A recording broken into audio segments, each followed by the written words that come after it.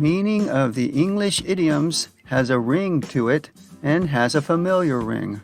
When something, such as a title or name, has a ring to it, it sounds appealing, satisfying, appropriate, pleasing to the ear, etc.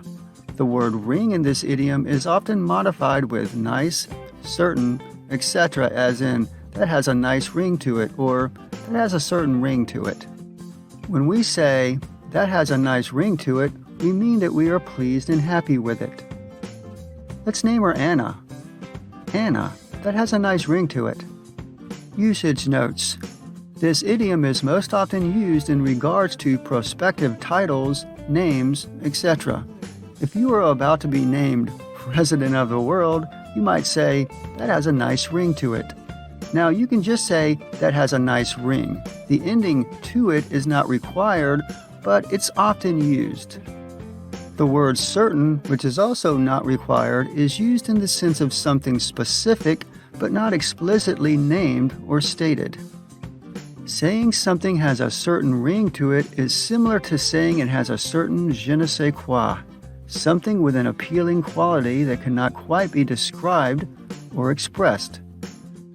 Something can also have a familiar ring. When something has a familiar ring, it sounds like something you have heard or seen before, but you can't quite remember it. That story sure has a familiar ring. I swear I've heard it before. This idiom, unlike the general idiom has a ring to it, is less specific in its use. It can refer to anything that you may have heard of before but you can't remember specifically, such as a story, a joke, a name, a person's voice, etc. The variation has a familiar ring to it is also used, but again, the words to it are not required.